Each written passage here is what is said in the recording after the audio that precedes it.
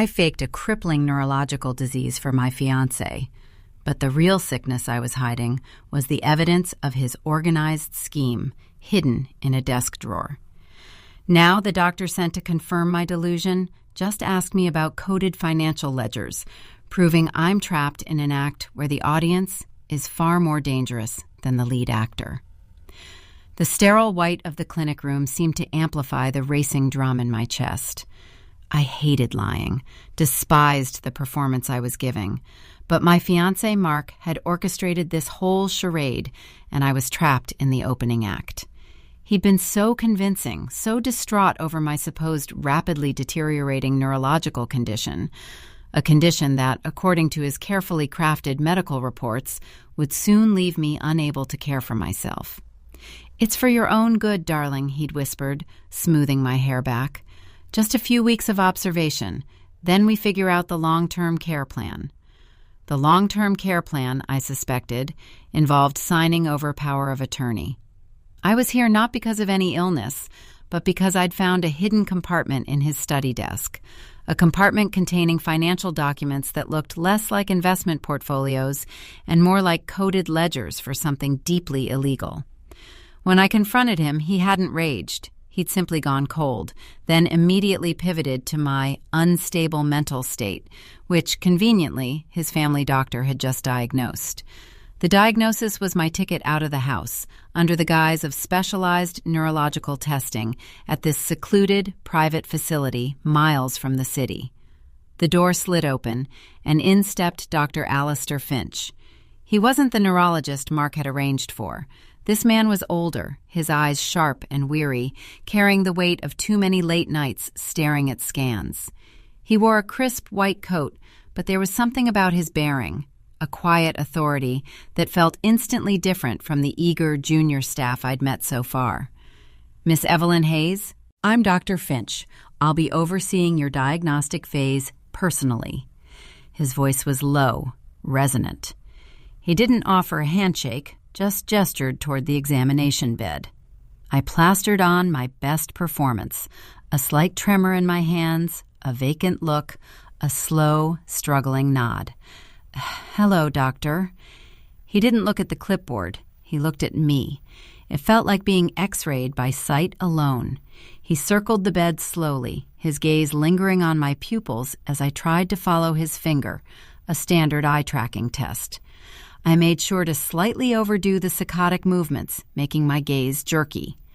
"The preliminary notes suggest significant rapid-onset ataxia and visual impairment," Dr. Finch murmured, more to himself than to me. "Yet your motor skills seem adequate during this brief observation." Panic flared.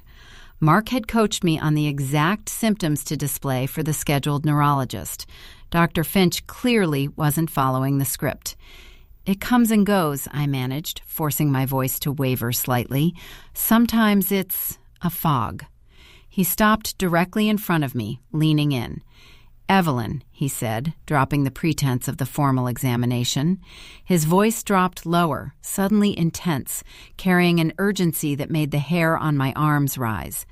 "How much do you know about the financial irregularities Mark has been handling for that logistics firm?" My carefully constructed mask shattered. My breath hitched. I stared at him, utterly unable to muster a convincing tremor or a fogged response. This was not standard procedure. This was not about my phantom illness. I don't know what you mean," I whispered, scrambling to retrieve my performance.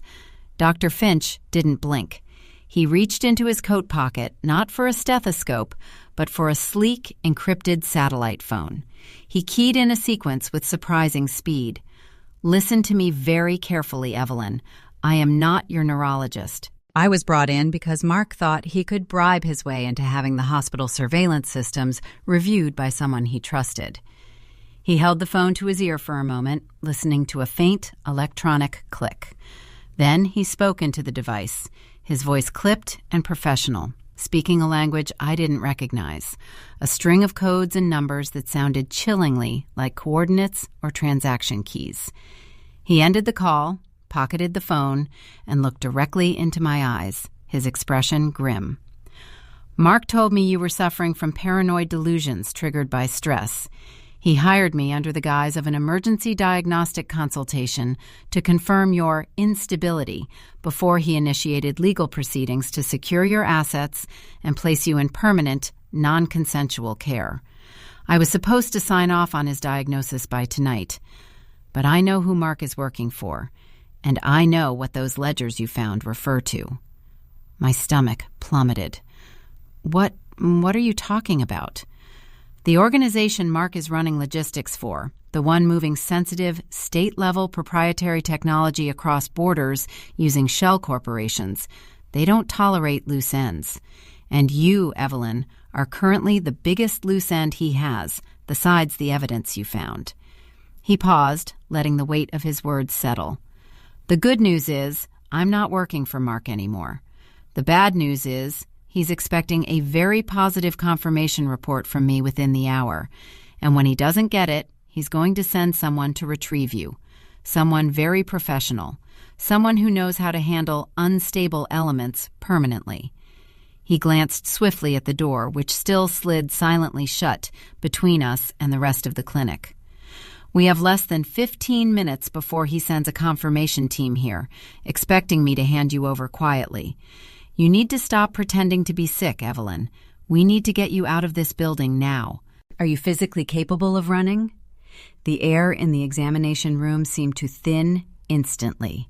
The clinical white suddenly felt like the inside of a cage. My heart, which I had been forcing into a slow, sickly rhythm, now hammered against my ribs with desperate, renewed life. Running. The word felt alien after days of faking weakness. But the fear surging through me was a potent, all-natural stimulant. Yes, I managed, my voice startlingly clear and strong. I pushed myself off the examination bed, my legs surprisingly steady. The performance was over. Survival was the only script left. I can run, but how? Mark has the car keys, and the facility staff are likely already alerted to my fragile state. They won't let me leave. Dr. Finch moved with the practiced economy of someone who had clearly been in dangerous situations before. He didn't bother with subtlety now. His previous calm had been a carefully constructed shield. He strode to the steel cabinet where medical supplies were stored and yanked the door open, revealing orderly rows of gowns and instruments. He ignored the morphine and grabbed a heavy stainless steel tray used for minor procedures. The surveillance feed Mark is watching only covers the main hallways and entrances. This wing is considered low risk because he convinced them I'd be doing deep-level cognitive testing requiring absolute silence.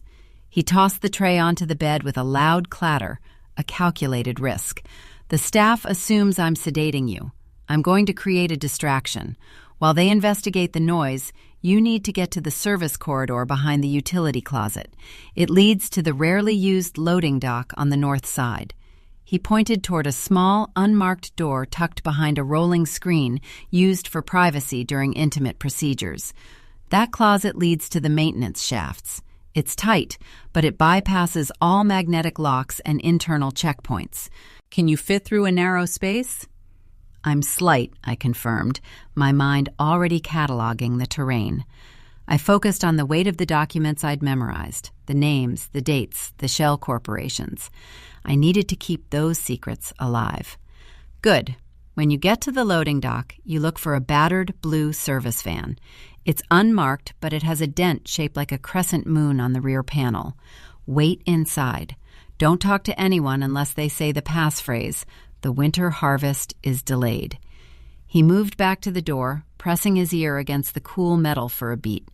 I'm initiating the alert sequence now. It will trigger a localized fire alarm on this floor only. It buys us 3 minutes tops. When the alarm sounds, act confused, disoriented, like a relapse. Scream if you have to. Make them think they need to restrain you. He stepped back, his hand hovering over the door handle. Once you're in the shaft, move fast. Do not stop for anything. If you see technicians or orderlies, assume they are Mark's people. He has infiltrated the lower levels of this facility. A sudden, high-pitched electronic screech pierced the silence of the room, followed by the blare of a fire alarm. Not a loud, facility-wide klaxon, but a distinct, irritatingly localized alert pulsing from the vents right above our heads. "Go!" Dr. Finch shoved the utility screen aside, revealing the dark, narrow door.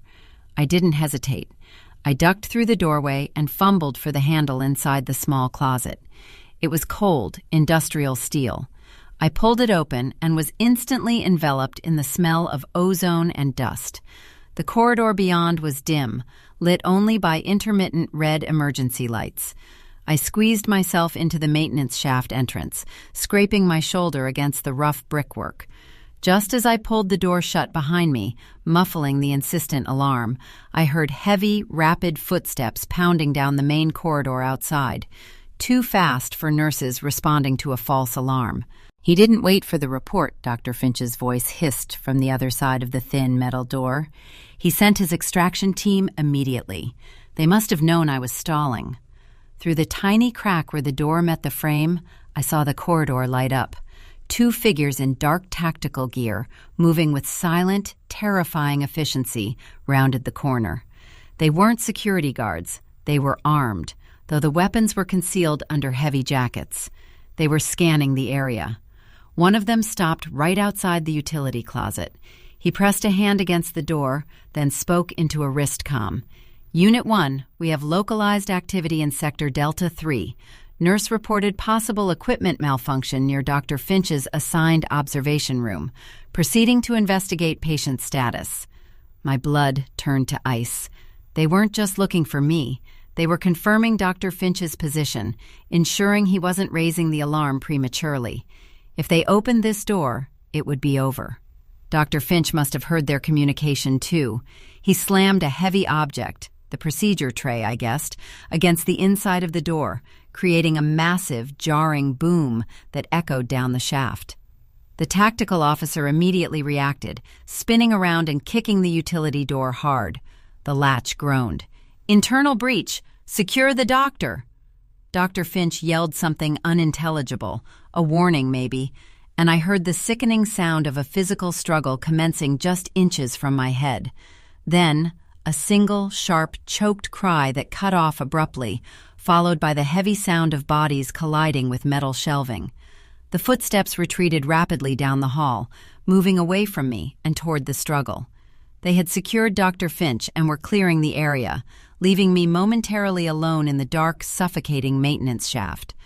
I scrambled deeper into the narrow passage, crawling blindly, tears of adrenaline blurring my vision.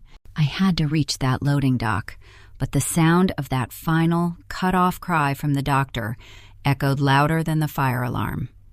I was completely alone, having just witnessed my only ally neutralized by men looking for me, and I was moving toward an extraction point that might already be compromised. The darkness of the maintenance shaft was absolute, broken only by the intermittent flicker of red emergency lights catching dust motes swirling around me. The sounds from the corridor, the brief, violent struggle, the muffled thudding, had faded, replaced by the frantic, ragged sound of my own breathing echoing off the concrete walls. I didn't dare stop crawling. Every inch gained was a victory against the invisible net Mark had cast over this entire building. My knees and elbows were raw, the rough metal grating scraping against my skin, but the pain was distant, overshadowed by the chilling realization.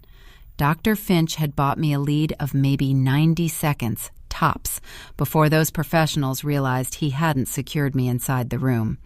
They would sweep this entire wing next. I followed the vague sense of downward slope, pulling myself forward with desperate energy. The shaft narrowed sharply, forcing me onto my stomach, and I had to remember Dr. Finch's instruction: the service corridor behind the utility closet. I pushed against a rusted access panel, expecting resistance, but it creaked inward with surprising ease, yielding to the force of my shoulder. I tumbled out onto cold, damp concrete. The air here was colder, smelling faintly of brine and industrial cleaner, definitely a lower level. I was in a cramped, windowless service corridor, illuminated by a single bare bulb swinging overhead. This had to be close to the loading dock. I crept along the wall, sticking to the deep shadows cast by stacks of discarded pallets and empty chemical drums. I could hear faint activity ahead, the low, guttural rumble of heavy machinery, perhaps a generator, and the occasional muffled voice. The north side. I reached the end of the narrow passage and peered around the corner. The loading dock was a massive, cavernous space, industrial rollers along the ceiling, concrete floors stained black. And there it was, the battered blue service van, positioned near the seldom-used exit bay door, exactly where Dr. Finch described. The crescent moon dent was clearly visible on the rear panel in the weak ambient light filtering in from the street outside. Relief washed over me, so potent it almost buckled my knees. I started to move quickly toward it, intending to slip inside and wait, just as instructed. Then I saw the figures. They weren't waiting in the van. 3 men were leaning against it, casually illuminated by a flickering fluorescent strip light further down the dock. They looked nothing like the tactical team that had gone after Dr. Finch. These men were nondescript, wearing generic maintenance overalls, the kind of people you wouldn't look at twice. But their posture was too relaxed, their hands too close to their pockets.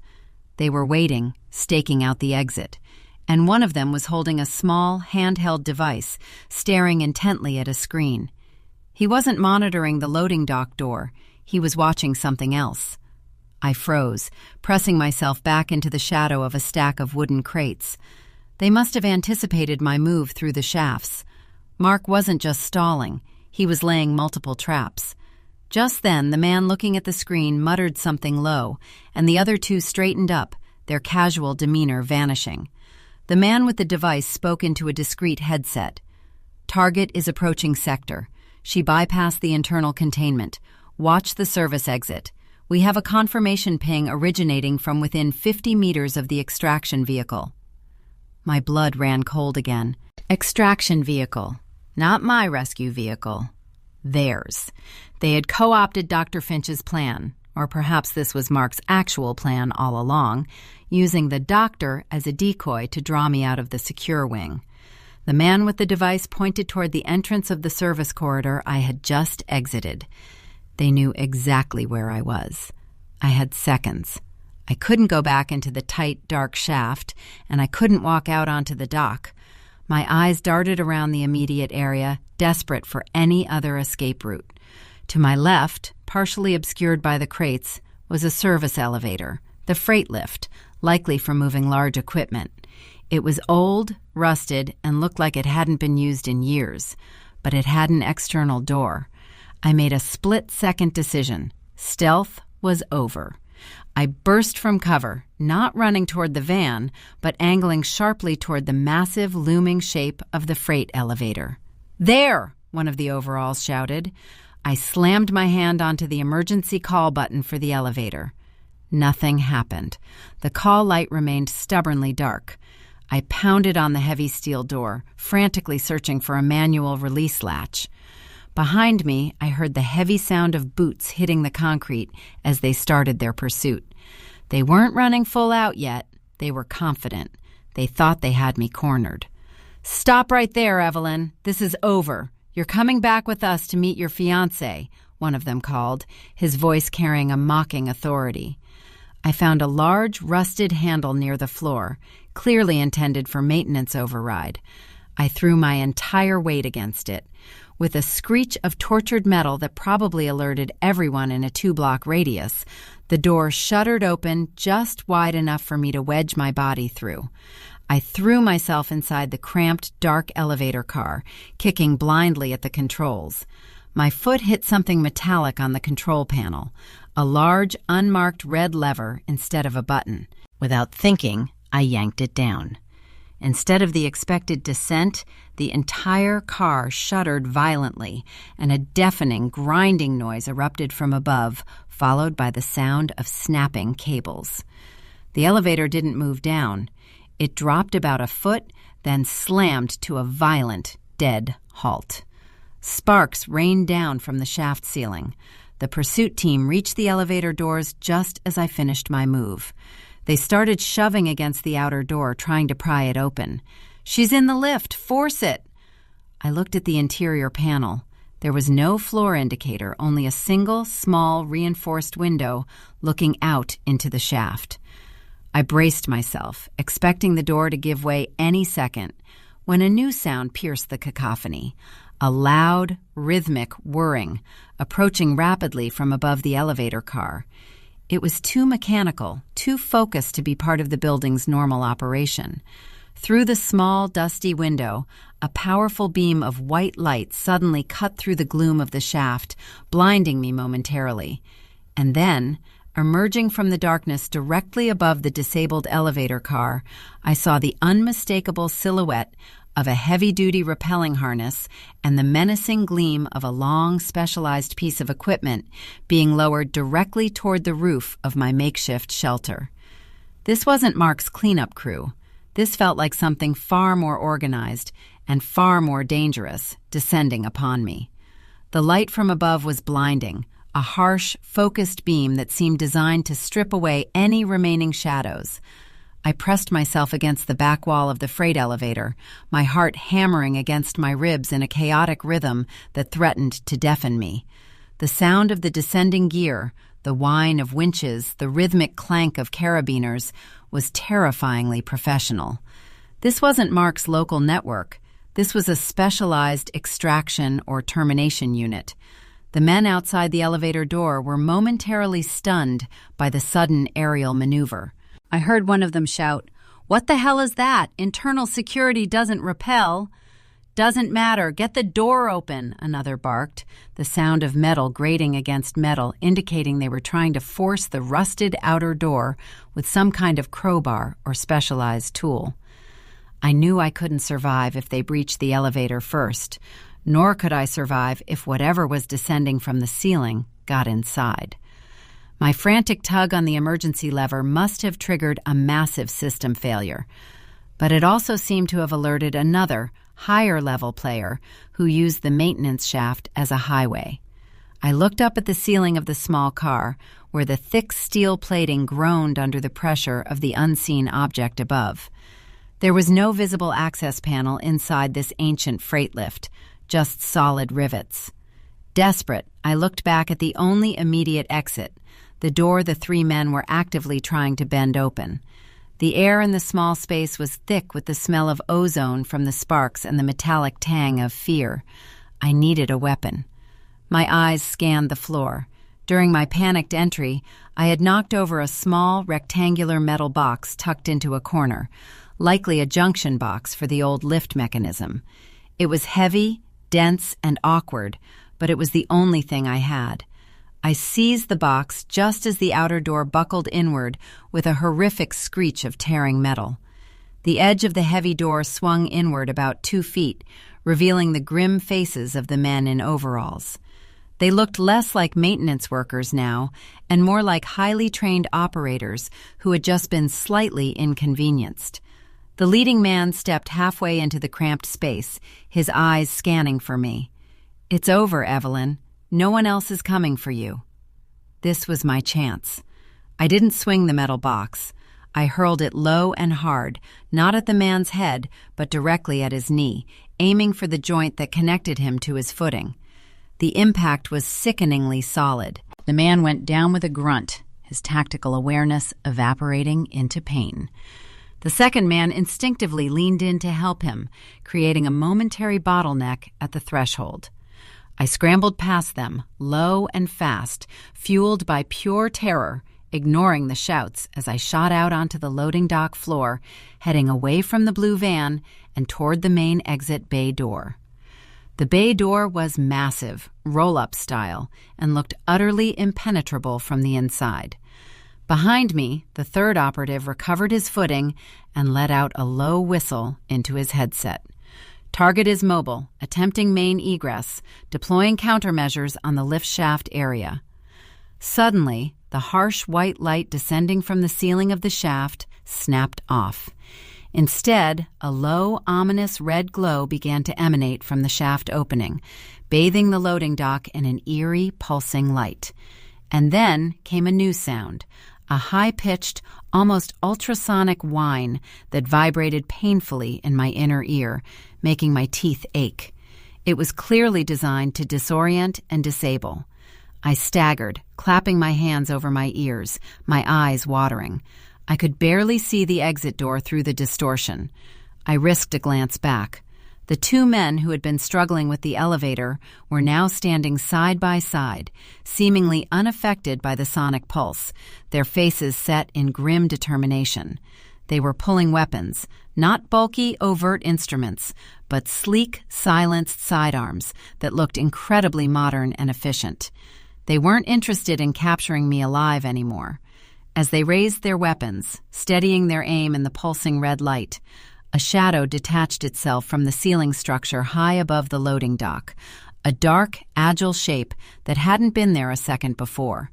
It wasn't connected to the rappelling gear that had been targeting the elevator. This figure moved with a fluid grace that suggested advanced training, descending with terrifying speed toward the operatives who were distracted by my flight. The silent man moved first. A black object shot from his hand, landing silently near the feet of the two operatives. Before they could react to the projectile, a thick plume of white, odorless smoke erupted, instantly enveloping the three men in an impenetrable, blinding cloud. I blinked through the haze, suddenly aware that the professional unit wasn't after me. They were after Mark's cleanup crew. The aerial operative wasn't working for Mark, or for me, or for Dr. Finch. They were targeting the other group.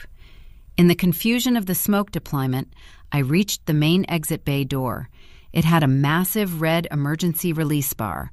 I threw myself against it with my full weight, shoving until the old mechanism shrieked in protest. The heavy steel door began its slow, grinding ascent. Freedom was inches away, the cool night air rushing in. I scrambled through the gap, tumbling out onto the asphalt of the access road just as the bay door rose another 10 feet. I didn't look back to see if the smoke was clearing or if the silent operative had dealt with the men in overalls. I kept running, my lungs burning, until I reached the tree line bordering the compound. I risked one last frantic look back at the loading dock entrance. The bay door was halfway up, revealing the interior still choked with white smoke. And standing motionless at the threshold, framed perfectly against the pulsing red emergency lights, was the silent figure from above. They were tall, clad entirely in matte black tactical gear, completely unblemished by the chaos of the fight. As I watched, frozen in the darkness of the woods, the figure slowly lifted one hand, not in a gesture of pursuit, but pointing, not at me, but past me, down the access road I had just taken. Then the figure turned their head slightly, and I saw the reflection of the red light catch something on their face, a visor, perhaps, or specialized goggles. And as the bay door shuddered and began to roll back down, the figure tilted their head as if issuing a silent command, and they took one deliberate, measured step toward the open gap, directly toward where I was hiding. The single, deliberate step the figure took toward the closing exit bay door felt like a gunshot to my nerve endings. My survival instinct screamed louder than the phantom pain from the maintenance shaft. I spun around and ran blindly into the dense underbrush of the woods bordering the facility grounds, not caring about direction, only distance. I plunged through thickets, branches whipping my face, ignoring the tearing sounds of my clothes. The roar of the descending bay door boomed behind me, cutting off the view of the loading dock, sealing whatever silent battle had just taken place inside. Whether the masked figure was securing the area or hunting me next, I didn't know, but I needed an insurmountable barrier between us. I ran until my legs felt like lead weights, and the rhythmic thudding in my ears finally subsided, replaced by the natural sounds of the night, insects chirping, wind rustling dry leaves. I collapsed behind the thick trunk of an ancient oak, trying to regulate my breath, tasting dirt and panic. It was then, through the pounding silence of my exhaustion, that I heard it, the distinct, low rumble of an engine idling nearby. Not aggressive like the tactical team's possible vehicles, but steady and familiar. "Evelyn, are you there?" It was Dr. Finch's voice, strained but clear. I pushed myself upright, staggering toward the sound, crashing through a final curtain of low-hanging pines. There, parked haphazardly off a rarely used logging trail maybe 50 yards from the perimeter fence, was an older, unmarked sedan, a vehicle so anonymous it would be invisible to anyone looking for a sleek escape car. Dr. Finch was leaning against the driver's side door, his face pale under the moonlight, one arm held stiffly across his ribs. He looked wounded, but he was standing. "Doctor, I thought—" "They were efficient," he cut in, gesturing toward his side. "They took out the hired muscle quickly. They weren't interested in me, Evelyn. They were clearing the area to secure the intel Mark was moving. I gave them just enough resistance to ensure you got out of sight before they locked down the dock." He opened the passenger door. "Get in, now. We are moving before they finish their sweep and realize I'm not where I should be." I scrambled into the passenger seat. The car smelled faintly of old coffee and antiseptic. Dr. Finch slammed the door shut and immediately started the engine, pulling onto the dirt track in a shower of gravel. "Who was that figure?" I asked, my voice trembling. "The one rappelling, the one in black? They weren't with Mark." Dr. Finch gripped the steering wheel so tightly his knuckles were white. That was the complication Mark never factored in.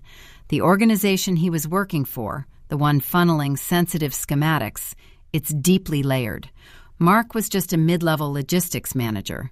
The figures you saw in overalls were his cleanup crew, sent by his immediate superiors when he missed the scheduled check-in.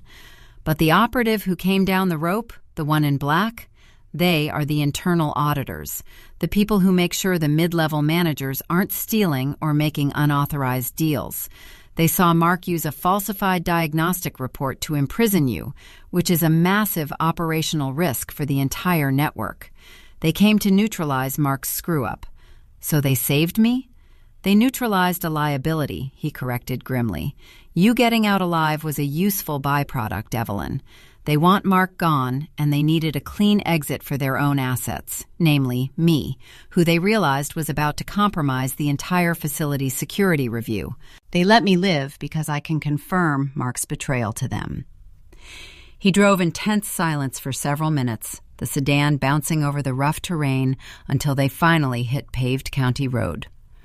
"What now?" I asked, feeling the adrenaline finally receding, leaving behind crushing fatigue and disbelief.